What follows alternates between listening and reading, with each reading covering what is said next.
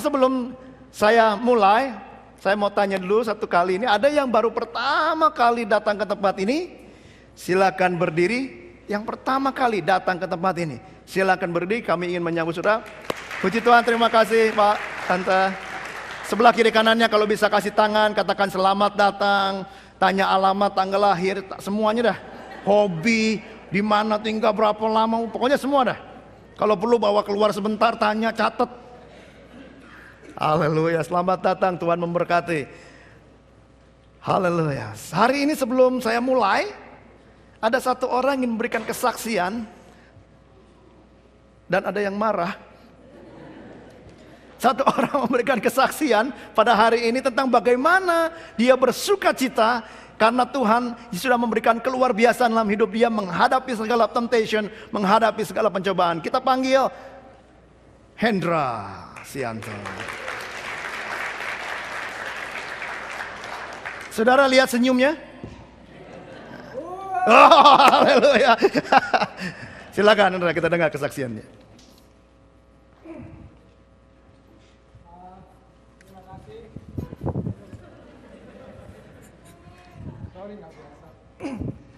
Terima kasih waktu yang diberikan karena ini kesempatan yang sangat saya hargai karena saya boleh diberi kesempatan untuk sharing pengalaman saya sekeluarga. Ya, mungkin sebagian udah tahu 2 bulan yang lalu saya kena layoff.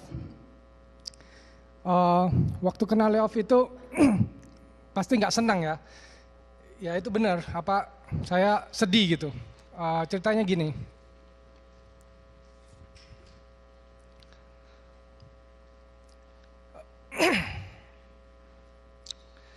Jadi saya datang ke rumah gitu ya, siang-siang. Istri biasanya kalau datang siang-siang itu istri bingung.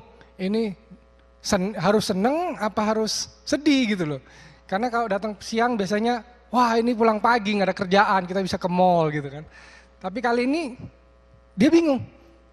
Kok kayaknya nggak ketawa, nggak senyum, diem gitu ya. Biasanya kalau gitu is bad news. Terus, biasanya kalau dulu pernah terjadi juga beberapa tahun yang lalu, saya pulang pagi dengan tidak ketawa, itu artinya kena layoff.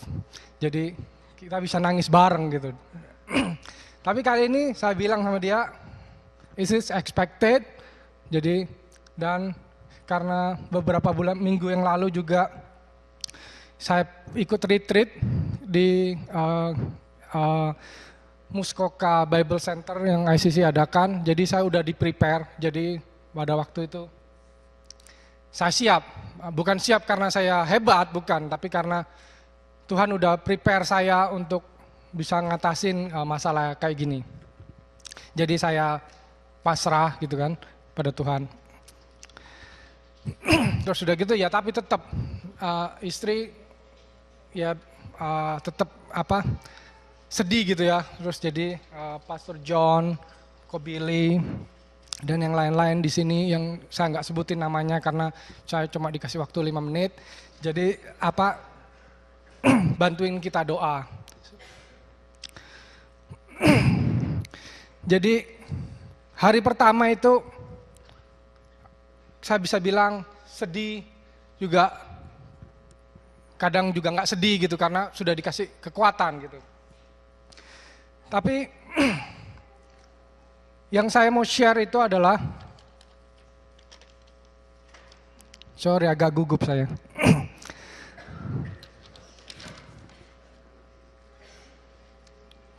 Kita di dalam ngadepin kayak ginian itu tetap meskipun ada retreat gitu ya, kita kuat gitu, tapi sebagai manusia kita kadang jatuh juga. Karena misalnya hari pertama kayaknya oh is okay, hari kedua masih kuat, hari ketiga juga nggak ada interview, akhirnya nangis lagi gitu kan. Tapi tetap saya jalani ini, kalau misalnya itu nggak kuat, saya tetap ingetin firman-firman yang Pastor John dan Cihana yang khotbah, saya inget-inget lagi.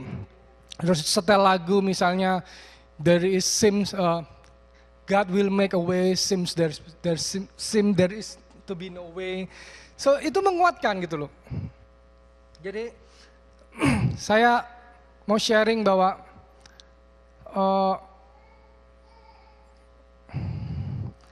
Tuhan itu selalu bantu kita kalau kita jatuh. Jadi minggu pertama bisa dikatakan nggak ada interview. Jadi cuma agent interview. Minggu kedua nggak ada interview juga. Padahal saya cuma dikasih pesangon 1 bulan. Dan itu pun kalau itu pesangon habis, berarti that's it. Rumah hilang, mobil hilang, segalanya hilang. Karena mortgage broker saya bilang, meskipun nanti kamu dapat kerjaan juga dalam waktu itu, kamu nggak bisa dapatin rumahnya lagi karena kamu dalam masa probation. Jadi forget it. If you even get a job, you still lose it. So saya punya kendala, job hilang, rumah hilang, mobil hilang.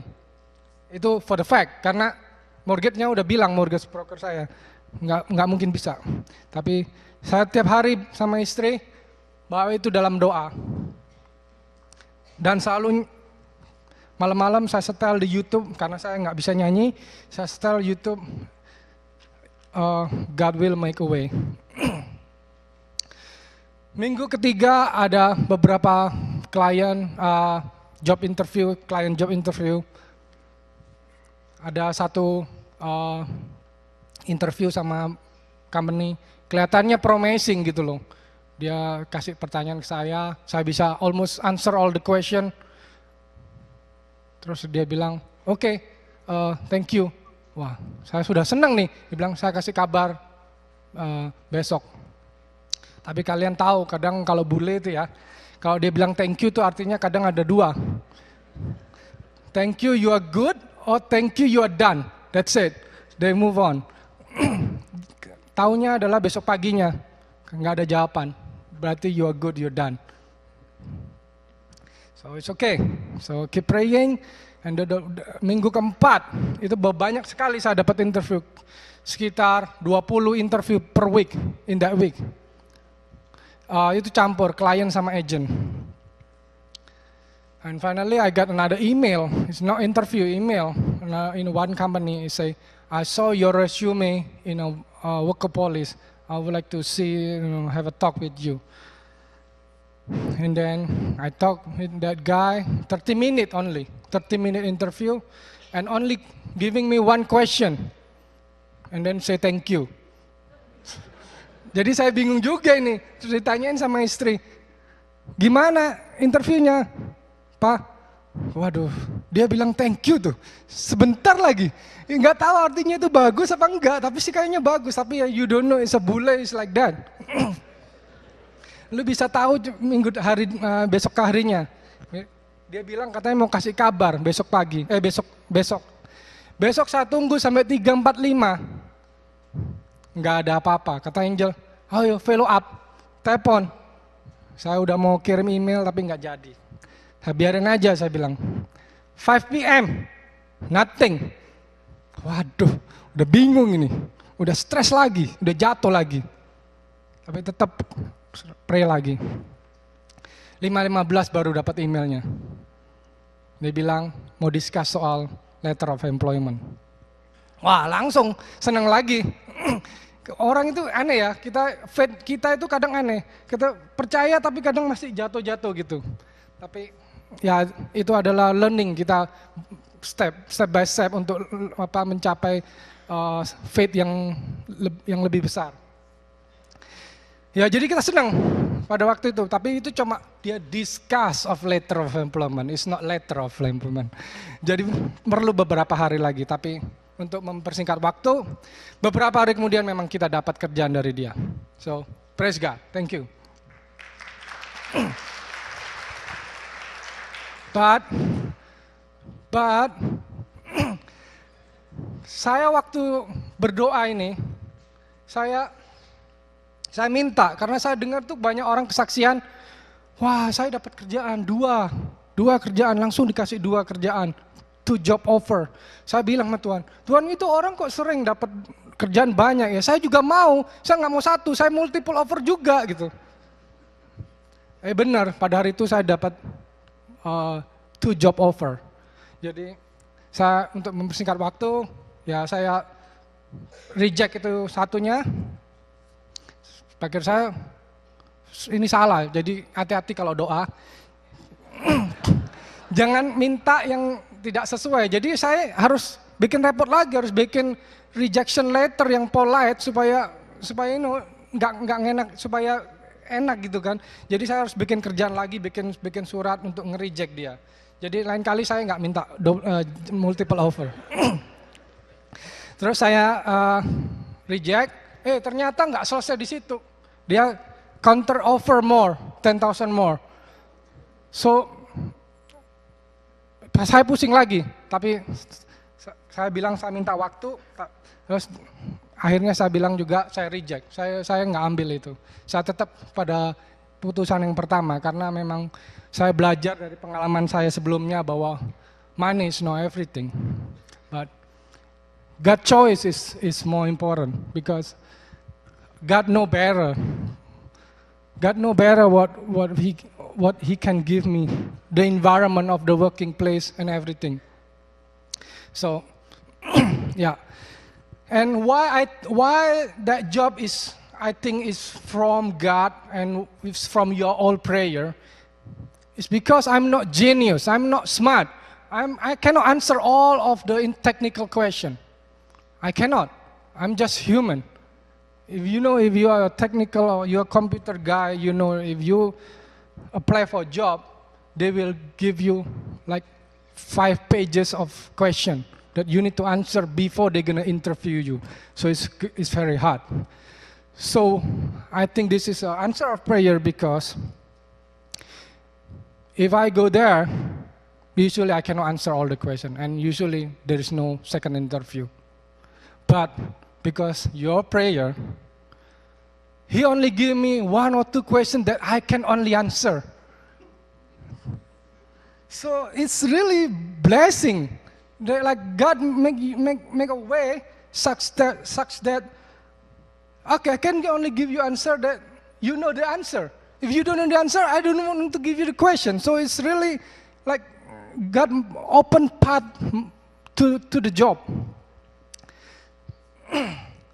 And also with the prayer, God can give you a good environment, nice boss, and and all the benefit that you want.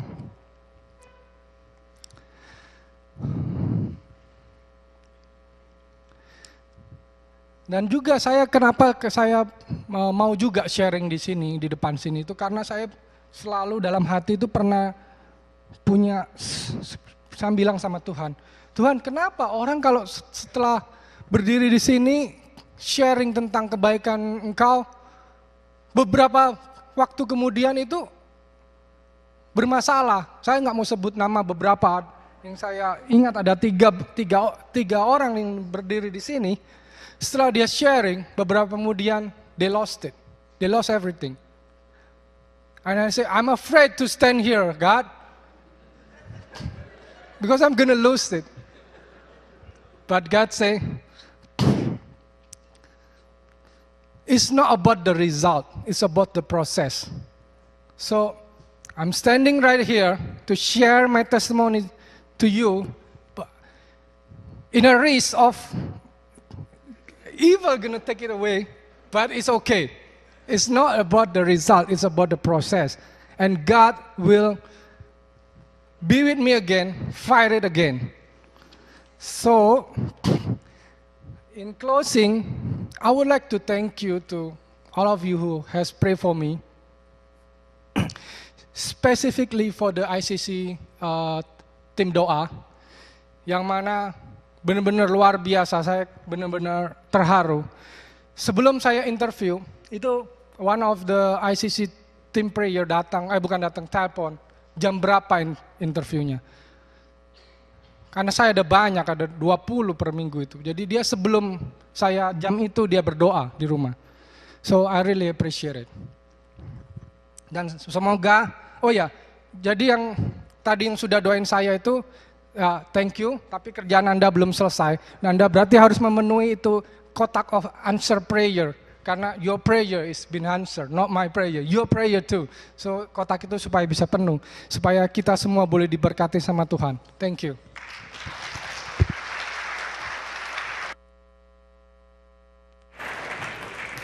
Thank you Hendra. Beri tepuk tangan lagi buat Tuhan. Haleluya. Satu kata yang saya tangkap dari Hendra, God will make a way.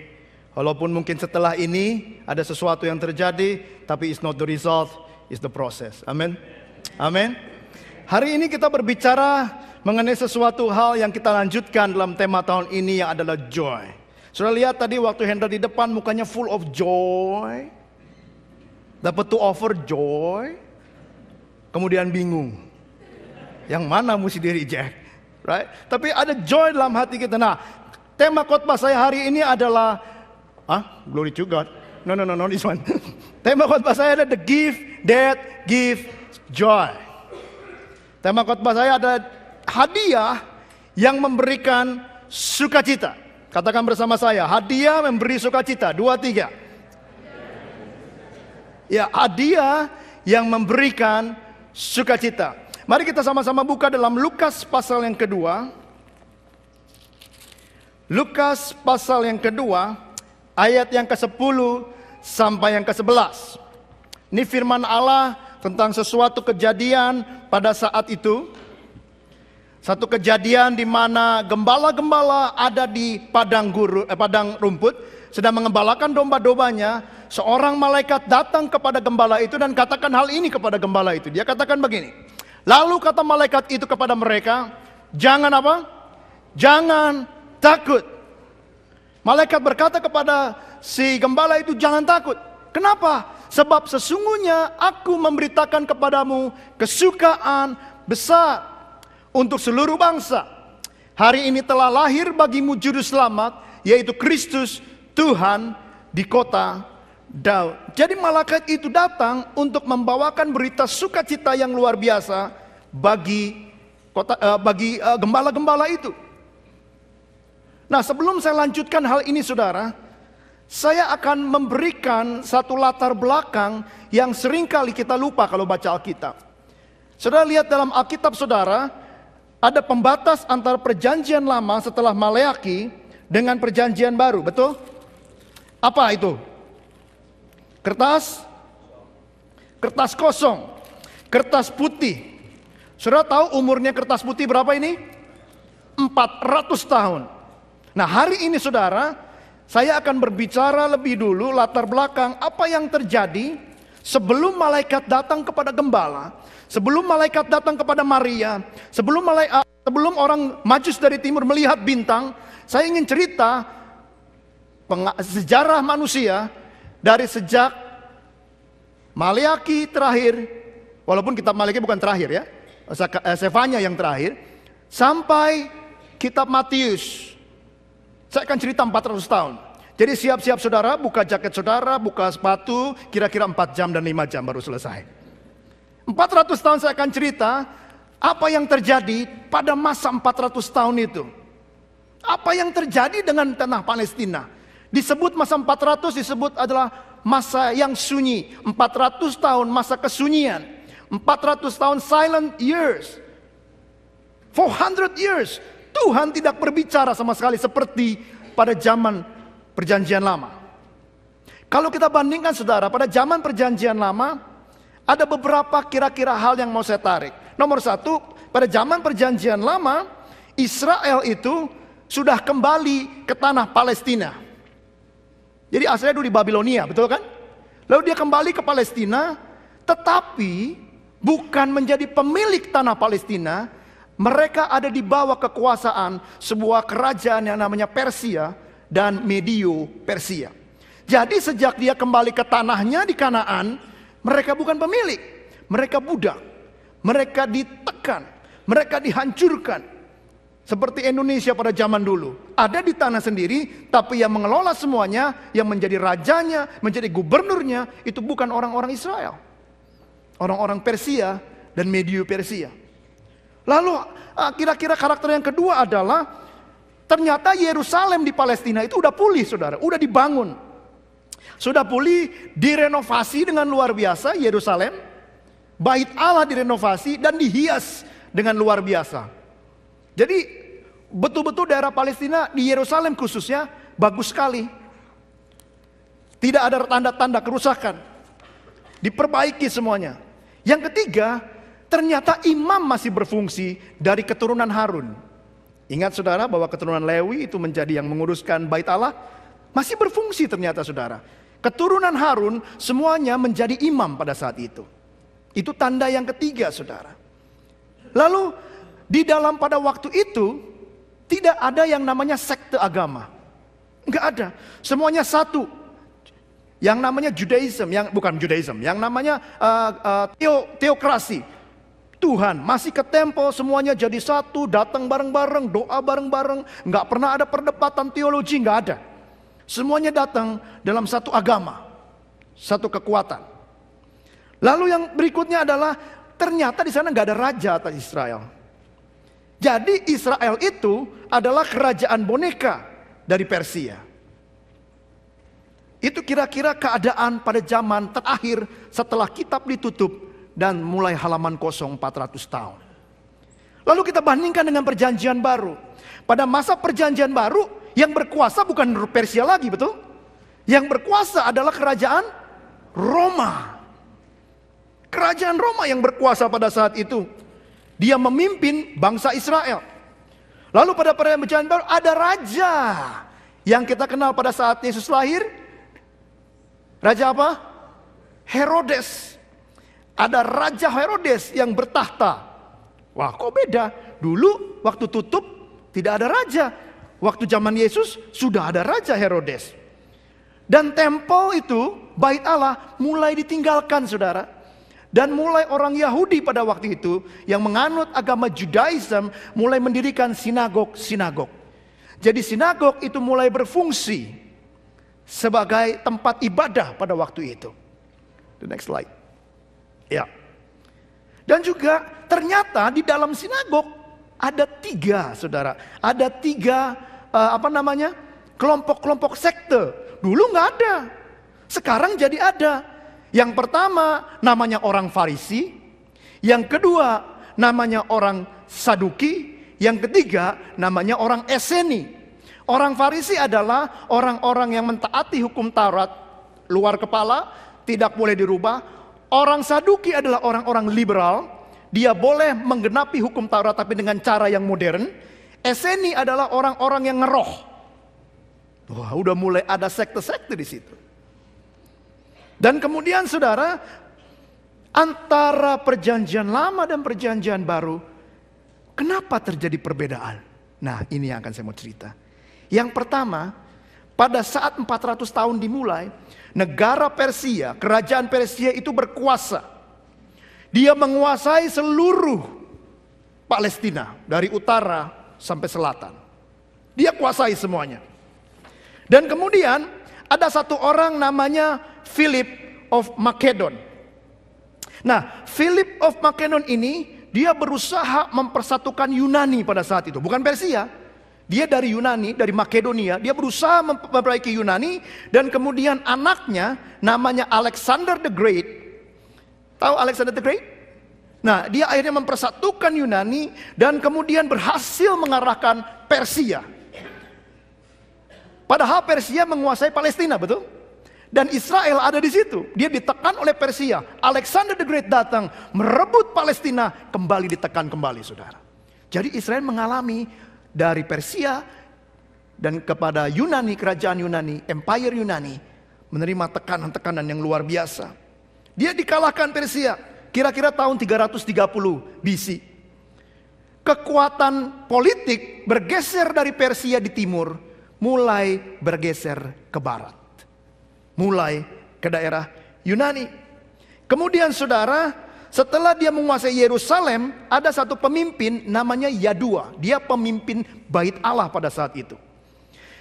Yadua kemudian waktu Alexander datang untuk menguasai Yerusalem, Yadua berlari saudara. Yadua berlari mengajak Alexander masuk ke dalam rumahnya dan dia berdiskusi tentang kitab Daniel. Ternyata Yadua mengerti kitab Daniel dan dia menceritakan kepada Alexander. Lalu Alexander bangga karena nama dia, keadaan dia tertulis di kitab Daniel. Saudara nanti kalau mau mengerti baca kitab Daniel. Ada ternyata Alexander the Great dalam kitab Daniel. Wah, Alexandernya bangga saudara, bangga sekali. Akhirnya dia menguasai semuanya dan dia sangat luar biasa. Tapi dia meninggal. Karena apa saudara? Karena dia bingung setelah dia kuasai semua, tidak ada lagi negara yang bisa dikuasai, dia stres. Kemudian mati. Ada 4 jenderal di bawahnya. Nah, saya mau nyebut 2 jenderal yang paling terkenal pada saat itu. Yang pertama namanya Ptolemy. Ptolemy ini menguasai daerah utara, yang gontok-gontokan dengan satu nama yang namanya Seleucus. Berdua jenderal ini berebut kekuasaan, akhirnya pecah saudara. Dan pecah. Dan Seleucus ini yang menguasai Syria dan Palestina bagian utara. Jadi kembali Palestina diperebutkan kembali saudara. Palestina direbutin kembali. Kerajaan dengan kerajaan sih no problem. Tapi rakyat di bawahnya yang menderita, ditekan kemudian ditekan lagi, ditekan lagi. Kemudian apa yang terjadi saudaraku yang kekasih?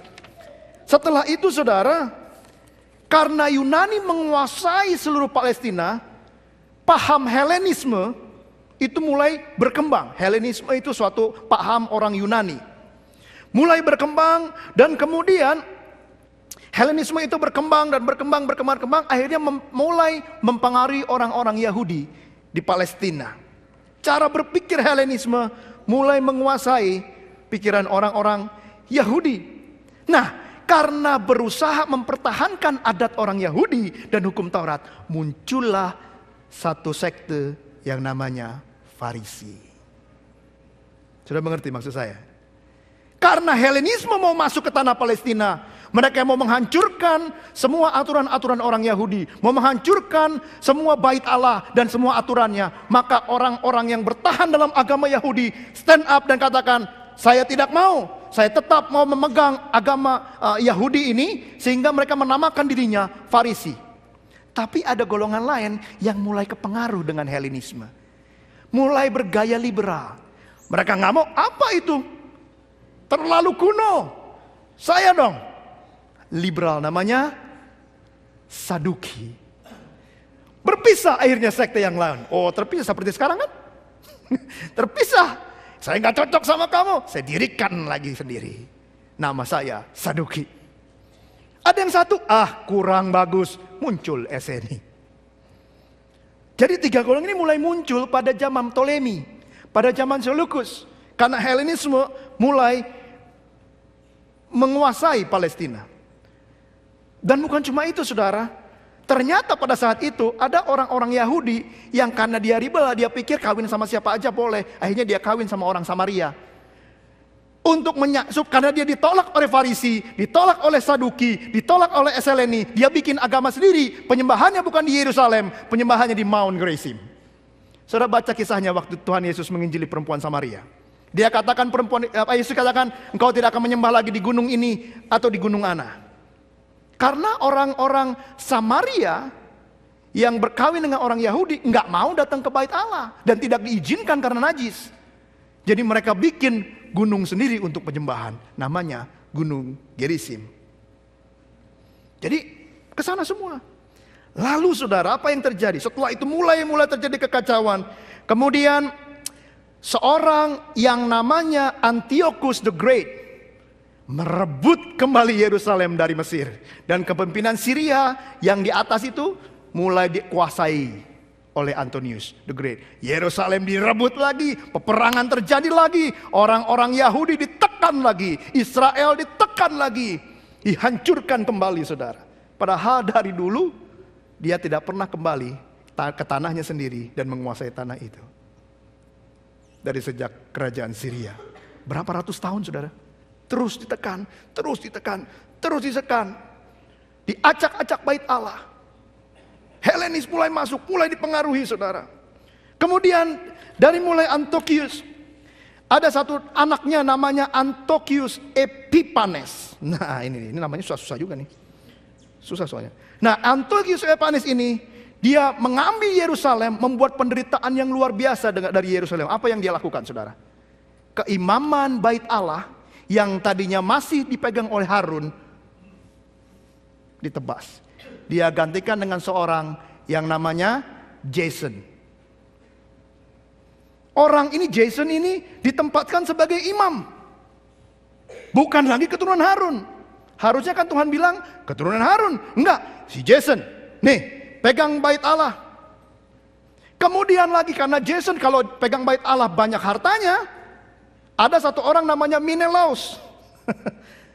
Si Menelaus ini, mana nih? Si Menelaus ini akhirnya menggantikan si Jason dengan merebut kekuasaan. Supaya apa?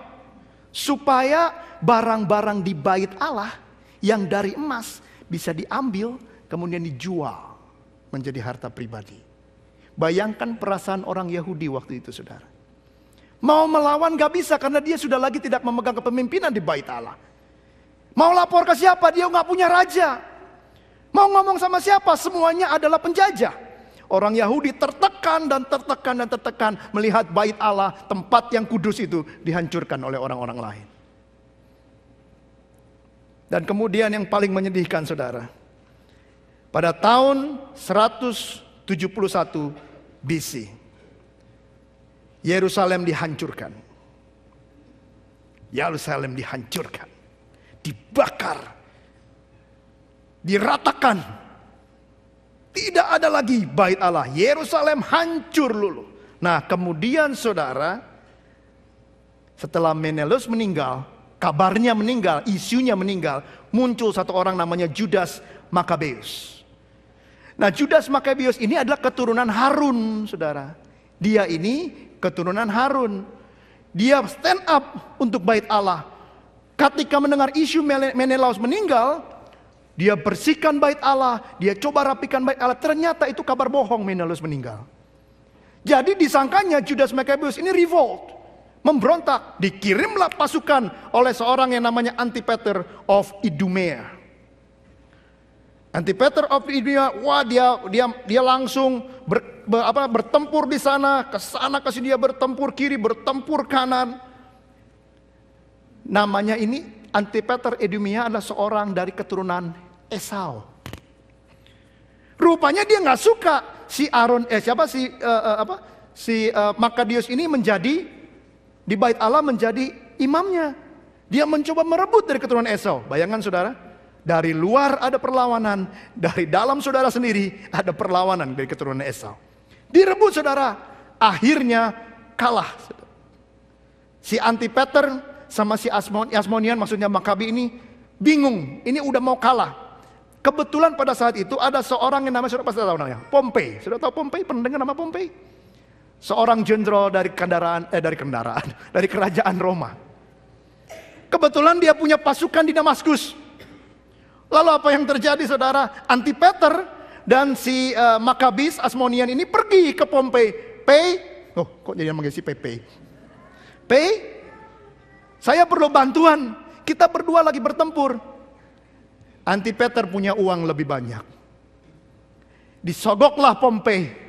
Pompei datang bukan mau ingin membantu menyelesaikan, tetapi dia menghancurkan kembali Yerusalem. Dia merebut Yerusalem menjadi milik kerajaan Romawi.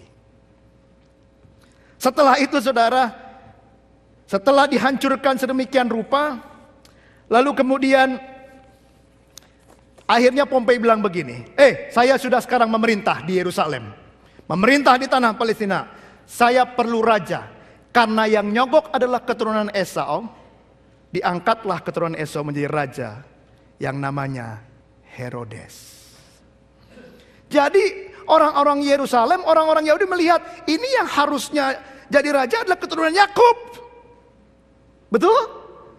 Menurut kitab Taurat, yang jadi raja pemimpin Yerusalem, pemimpin Palestina, pemimpin bangsa Israel ada keturunan David. Keturunan Raja Daud, bukan keturunan Esau. Tertekan saudara. Bait Allah dihancurkan kembali. Diporak-porandakan kembali, dibakar kembali saudara. Saudara tahu dari sejak permulaan bait Allah hancur sampai pada zaman itu terjadi lebih dari 27 kali bait Allah dihancurkan dan dibangun kembali. Saudara bisa mengerti perasaan orang Israel pada saat itu? Coba kalau saudara bayangkan ICC gedung ini dihancurkan 27 kali. Kita bangun, hancurkan lagi, bangun, hancurkan lagi. Yang jadi pendetanya bukan John, tapi Pompei. Menjadi pendetanya. Orang yang tidak kenal Kristus. Sudah bisa bayangkan perasaan itu? Dengan melihat latar belakang ini saudara, orang Israel punya satu harapan, cuma dia bilang begini, aduh, kitab Daniel sudah berbicara, sudah hampir selesai, tapi kok gak ada pertolongan. Dia ingat, dulu diajarkan, ingat bahwa zaman dulu anak cucu harus ditulis dalam hatimu, diceritakan oleh orang tua mereka. Ingat mereka, oh iya ada satu pengharapan, Mesias namanya. Karena mereka gak pernah punya yang namanya Mesias. Satu lagi nih, kalau satu ini lewat, habis sudah. Sudah tidak ada pertolongan lagi. Mereka pikir begitu saudara. Dia menanti-nantikan raja itu. Dia menanti-nantikan siapa itu yang akan menolong saya. Katanya memberikan kelepasan buat saya. Karena itu saudara, orang Israel menanti-nantikan pengharapan itu. Nah dengan latar belakang ini, mari kita baca lagi waktu malaikat datang. Dalam Lukas pasal 2 ayat yang tadi. Dengan tadi cerita yang tadi, sudah baca ayat ini. Lalu malaikat dalam keadaan itu ya, rajanya Herodes. Kerajaannya bukan atas keturunan Harun, keturunan David, tapi keturunan Esau. Dikuasai oleh Romawi. Yerusalem dihancurkan sebanyak 27 kali lebih. Lalu muncul malaikat dan bilang begini, jangan takut. Sudah bisa bedakan rasanya membacanya sekarang? Jangan takut. Kenapa gembala takut? Karena mereka tidak pernah mendengar suara Tuhan selama 400 tahun. Mereka tidak merasakan pertolongan Allah selama 400 tahun. Saya mau tanya buat saudara, berapa bulan saudara tidak merasakan pertolongan Tuhan? Biar saya berhenti sebentar. Berapa bulan saudara punya masalah dalam hidupmu? Bangsa Israel 400 tahun tidak mendengar suara apapun dari Tuhan. Dan waktu malaikat datang kepada gembala itu, dia bilang begini, jangan takut. Gembalanya takut, apa ini? Aku gak pernah merasakan. Pasti mereka belum lahir kan waktu Tuhan berhenti berbicara. 400 tahun, gak mungkin gembala itu umurnya 401. Right? Pasti kurang, paling enggak 100 tahun. Dia bilang begini, sebab sesungguhnya aku memberitakan kepadamu kesukaan besar. Oh gembala itu sudah mengerti, ini dia kesukaan besar untuk seluruh bangsa. Oh bangsa Israel ini yang ditekan terus sejak 400 tahun lalu. Hari ini telah lahir bagimu apa? Juru selamat. Dia berpikir bukan juru selamat spiritual. Dia berpikir oh ini yang akan menyelamatkan bangsa ini dari Romawi, dari penjajah Syria, dari penjajah Yunani. Yaitu Kristus Tuhan di kota Daud. Wow, gembala ini excited. Ini dia waktunya datang. Ini dia waktunya datang saudara. Lalu setelah itu sudah dia lari kan ke dalam kandang. Dia sambut rajanya. Orang Majus dari mana? Dari timur. Dari timur itu dia bingung. Karena orang timur pada saat itu bangsa Yunani. Itu menerjemahkan Alkitab ke dalam bahasa Yunani. Dari bahasa Hebrew ke bahasa Yunani yang kita kenal namanya Septuaginta sekarang. Septuagint. Dan itu menyebar di daerah timur. Profesi tentang Kristus itu ada di timur. Orang Majus mengerti sesuatu, makanya dia langsung menuju ke Nazaret. Dia lari gembala dan lihat, oh ini dia bayi, ini dia the king, ini dia the king. Ini akan melepaskan saya dari segala sesuatu. Sudah bisa menangkap maksud saya? Ada sukacita yang gak terkatakan. Dan sukacita itulah the gift that gives joy buat bangsa Israel. Mesias yang lahir itu merupakan hadiah yang gak bisa terkatakan lagi. Pertolongan yang luar biasa yang Yesus akan masukkan ke dalam dunia ini. Karena itu saya hari ini membahas dua hal saudara. Saya ingin membahas dua kata ini. Ini hadiah yang diberikan Allah kepada manusia. Dia katakan yaitu Kristus Tuhan. Nomor satu hadiah yang memberikan sukacita bagi bangsa Israel waktu itu adalah Kristus. Sukacita karena hadiah Yesus sebagai Kristus. Kristus artinya yang diurapi, saudara. The anointed one. Yesus yang diurapi hanya the anointed one. Ada 3 hal kalau dalam Alkitab, saudara, apa yang dimaksud dengan the anointed one. Nomor 1, seorang raja itu diurapi. Jadi Yesus diberikan hadiah kepada bangsa Israel sebagai seorang raja. Sebagai seorang raja. Mari kita baca dalam Wahyu pasal 17 ayat 14 bilang begini. Mereka berperang melawan anak domba, tetapi anak domba akan mengalahkan mereka. They will make war against the lamb, but the lamb will overcome them. Karena ia adalah Tuhan di atas segala Tuhan dan Raja di atas segala Raja. Because he is Lord of lords and King of kings. And with him will be his called, chosen and faithful followers. Saudara baca kitab ini dibaca oleh orang-orang Ibrani, orang-orang Yahudi. Waktu dia pikir Lord of lords, King of kings. Dia nggak berpikir kayak kita sekarang, penguasa-penguasa udara spiritual, enggak. King of kings, yang dia berpikir, Raja Herodes, Raja Syria, Raja Yunani, itu semua tuh, dengar baik, I have King of kings. Jadi itu hadiah yang luar biasa, saudara. Pada saat itu diberikan sebagai raja yang memimpin, yang melindungi, yang menyediakan segala sesuatu buat bangsa Israel. Hal yang kedua, apa yang diurapi? Yang diurapi adalah sebagai imam.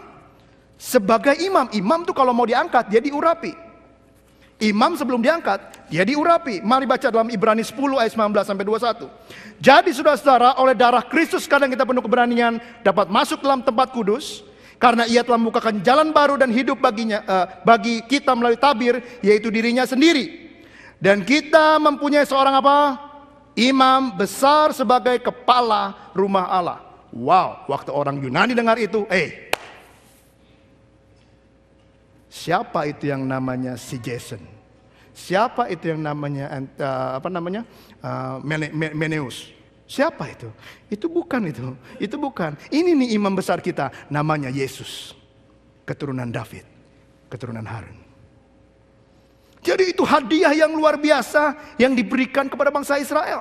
Yang ketiga sudah diurapi adalah Yesus sebagai nabi. Hadiah yang Allah berikan Yesus sebagai nabi. Dalam Matius 21 ayat 11 dikatakan begini. Dan orang banyak itu menyahut. Waktu dia keliling Yesus dia bilang, inilah Nabi Yesus dari Nazaret di Galilea. Jadi Yesus diurapi sebagai nabi. Jadi saudara, pengurapan yang Yesus terima itu akan memberikan beberapa hal. Ingat saudara, dalam Lukas 4 ayat yang 18 dia bilang begini. Roh Tuhan ada padaku, kata Yesus.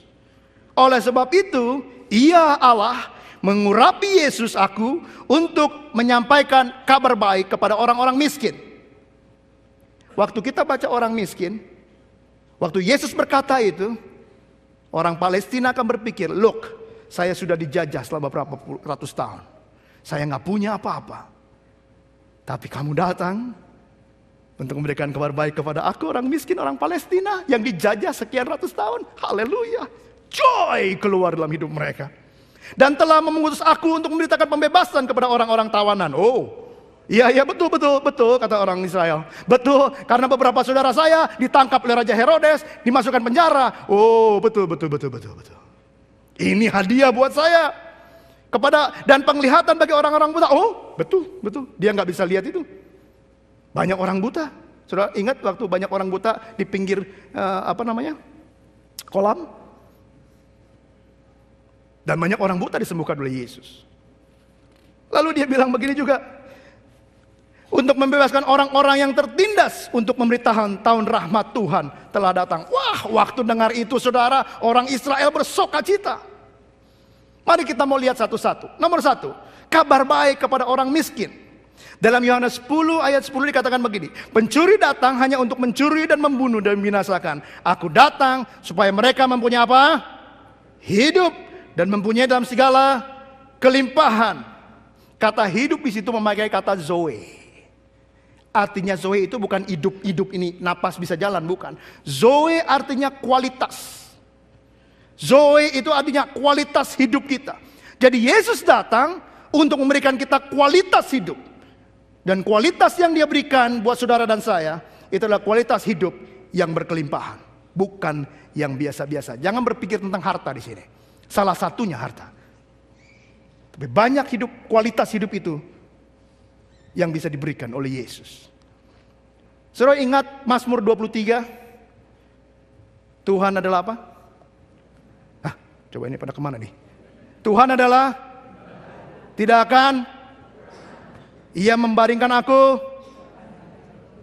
membawa aku ke, itu yang namanya kualitas hidup. Itu namanya kualitas hidup.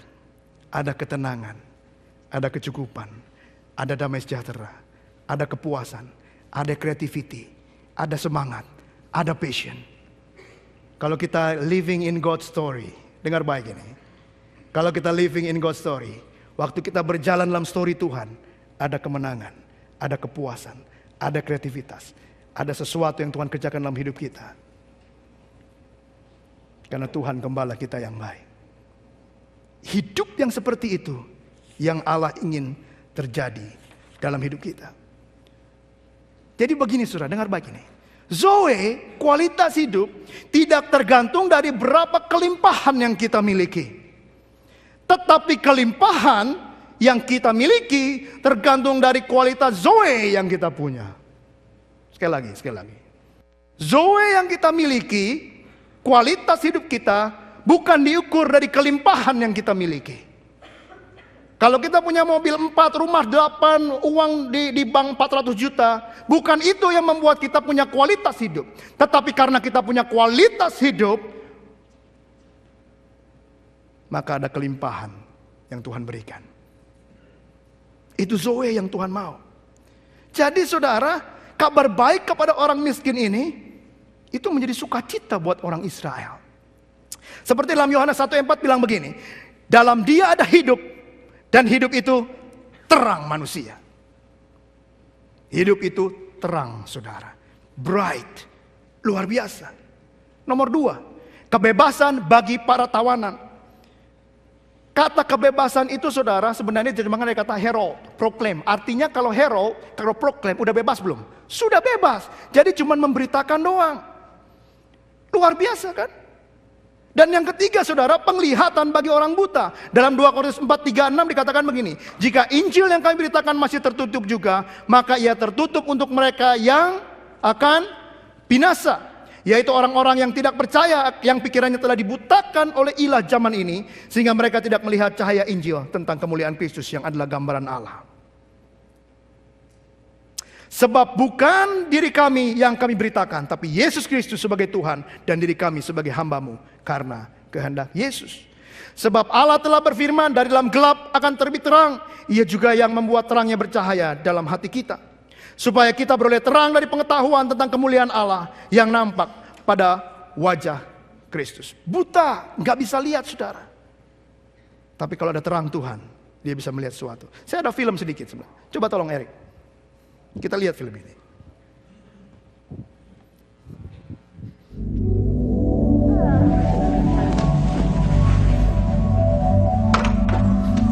Your brain is what really sees, not your eyes. If your eyes don't work, and you can create another portal into the brain, then your brain is what is going to interpret the world around you. BrainPort is essentially a camera that translates a video image to a plate that I wear in my mouth.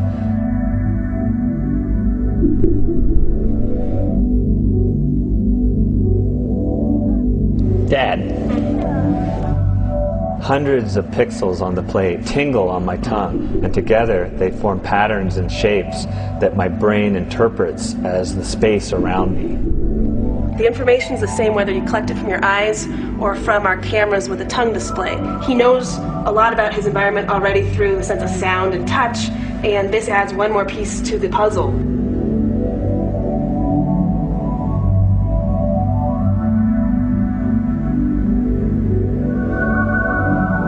I think it's amazing that I can look on the screen and see that his brain is tracing a number and able to figure out what it is. 31. Very good. Stone, paper, scissors, shoot. I'm just at the beginning of the stage, but I think you could take this innovation so much farther than probably anyone knows. Now you can zoom into what you just did and find your own.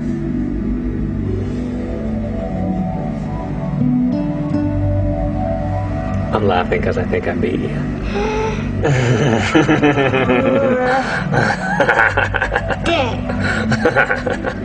You know?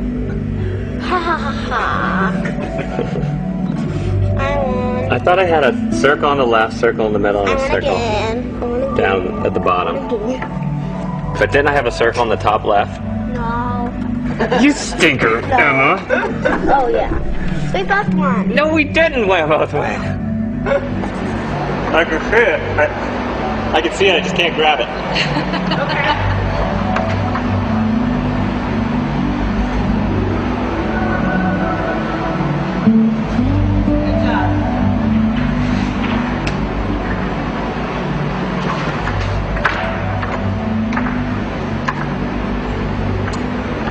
It's just a trip for me to be able to look at a hold and reach for it. It's a trip for me to be able to have Emma put her hand out and me be able to see what she's doing. To me, it's like beyond science. It's wild. It's a wild experience.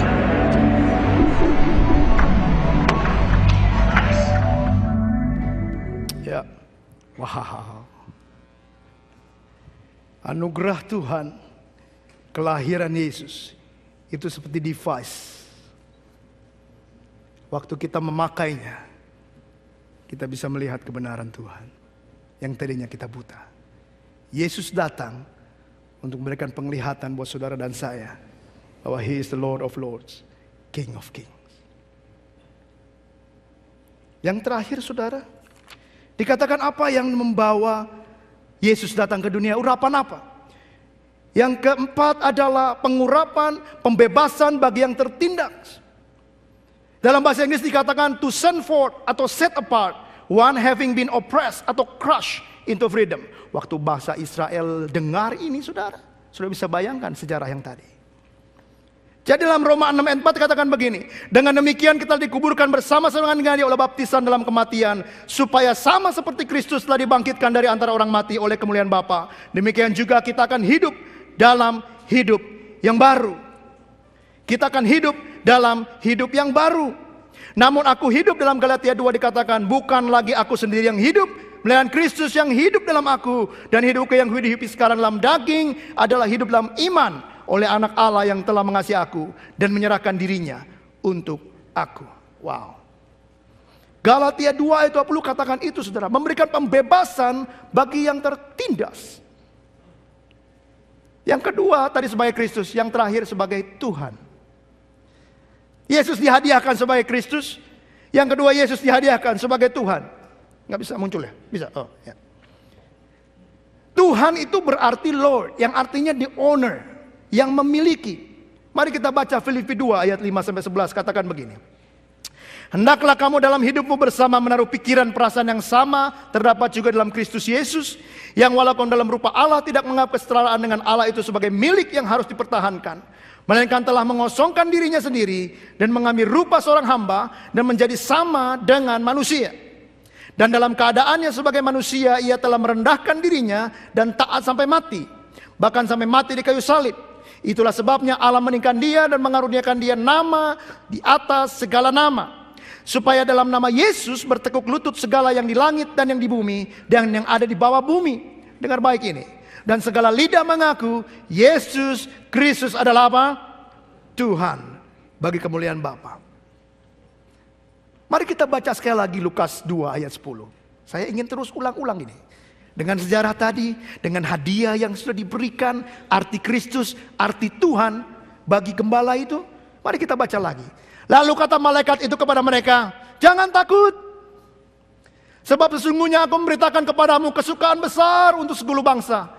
Hari ini telah lahir bagimu juru selamat, yaitu Kristus. Saya berhenti sebentar supaya saudara ingat apa yang saya katakan tadi. Tuhan di kota Daud.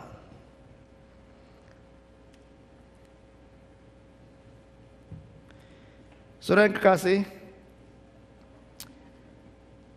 dalam Kisah Rasul 2 ayat 36 bilang begini. Jadi seluruh kaum Israel harus tahu dengan pasti bahwa Allah telah membuat Yesus yang kamu salibkan itu menjadi Tuhan dan Kristus. Jadi ICCC, saudara dan saya harus tahu dengan pasti. Dengar sekali lagi. ICCC, Indonesian Christian Church of Canada. Hari ini tanggal 19 Desember. In your living in God's story. Di dalam sudah berjalan dalam cerita ilahi. Saudara dan saya harus tahu dengan pasti bahwa Yesus yang lahir di tengah-tengah kita, yang disalibkan dan bangkit pada hari yang ketiga, adalah Kristus bagi hidup saudara dan saya, adalah Tuhan bagi hidupmu dan saya. Saudara dan saya milik Tuhan. Respon apa yang harus kita berikan, saudara? Cuma satu responnya. Cuma satu responnya. Bersukacitalah. Bilang sama teman sebelahnya, bersukacitalah. Bersukacitalah. Karena Yesus adalah Kristus dalam hidupmu. Karena Yesus adalah Tuhan dalam hidupmu.